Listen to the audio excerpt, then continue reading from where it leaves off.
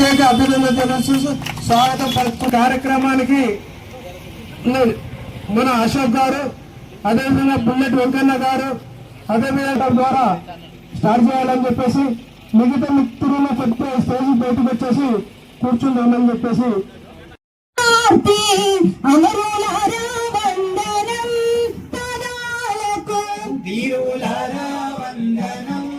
విద్యార్థి అమరులారా వందనం పాదాలకు మా త్యాగధనులారా మరచిపోము మిన్ను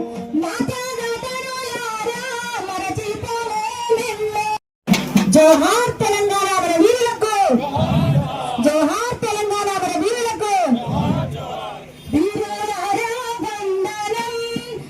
కొంతకాలంగా అంటే గత ప్రభుత్వం కొత్త ప్రభుత్వాన్ని స్వాగతించినాం. కారణం ఏంటంటే మేనిఫెస్టో పెట్టినటువంటి ఉద్యమకారుల అంశాన్ని బట్టి.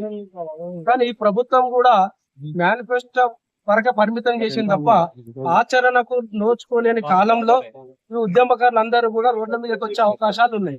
అందులో భాగంగా ఈ రోజు ఏదైతే గతంలో పొన్నం ప్రభాకర్ గారు ఇచ్చిన ప్రకటన ఏదైతే ఉందో ఆ ప్రకటన వరకే మిగిలిపోకుండా దాన్ని ఒక చట్టబద్ధత కమిటీ వేయాలని, అది రాజకీయాలకు అతీతంగా కమిటీ ఉండాలని, సామాజిక ఉద్యమకారులను మాత్రమే ఆ కమిటీలో పెడితే నిజమైన ఉద్యమకారులకు న్యాయం జరుగుతుందని మేము భావిస్తూ ఈ అసెంబ్లీ సమావేశాలలో తప్పనిసరిగా ఈ యొక్క అంశాన్ని చట్టబద్ధత కమిటీ కల్పించాలని, అదే విధంగా కోర్టు ఏదైతే ఆర్డర్ ఇచ్చిందో గౌరవించి ఈ రాష్ట్ర ప్రభుత్వం అమలు చేయాలని కోరుకుంటూ ఈ దీక్షా శిబిరం ఏర్పాటు చేయడానికి చేసినాం. కాబట్టి అందరూ కూడా ధన్యవాదాలు తెలియజేసుకుంటూ ఈ అవకాశం.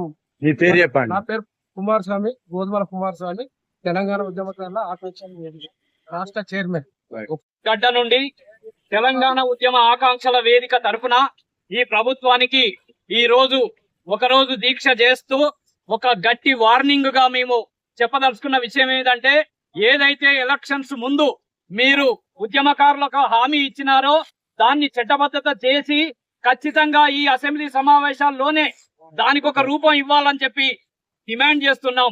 ఒకవేళ మీరు గనక చేయకుంటే ఆల్రెడీ 2 సంవత్సరాల క్రితం ఎలక్షన్లకు ముందు ఏదైతే కేసీఆర్ చేతిలో ఆగమైన తెలంగాణ అని చెప్పి ఈ యొక్క రేవంత్ రెడ్డి గారి చేత బుక్ రాసి మేము రిలీజ్ చేయించడమో అట్లా మీకు వ్యతిరేకంగా కూడా రేపు బుక్ రాసి సామాజిక తెలంగాణ ఉద్యమకారులందరం కూడా ఏకమైతం ఖబర్దార్ అని చెప్పి కాంగ్రెస్ పార్టీకి మేము వార్నింగ్ ఇస్తా ఉన్నాం. మా తెలంగాణ ఉద్యమకారుల పొట్టలు కొట్టేటువంటి చర్యలు చేయకండి. మేమందరం నిజమైన నికార్స్ అయినటువంటి ఉద్యమకారులం. ఇక్కడ మా గోధుమల కుమారస్వామి ఆయన తోటి ఉన్నటువంటి అనేక మంది చూస్తే ఒక్కొక్కరు ముసలోళ్ళు అయిపోయి కాళ్ళు ఉడిగిపోయి చాలా రకాలైనటువంటి ఇబ్బందులకు గురి అవుతా ఉన్నారు. మీరిచ్చిన వాగ్దానమే మీరు అమలు చేయకుంటే ఎట్లా? ఆల్రెడీ కోర్టు కూడా జడ్జిమెంట్ ఇచ్చింది. కాబట్టి మీరు జడ్జిమెంట్ ని అమలు చేసి ప్రజలకు అనుగుణంగా ఉంటారా లేకపోతే ప్రజా వ్యతిరేకంగా మారుతారా నిర్ణయించుకోవాలని చెప్పి చెప్తూ ఈ సందర్భంగా డిమాండ్ చేస్తున్నాం. జై తెలంగాణ.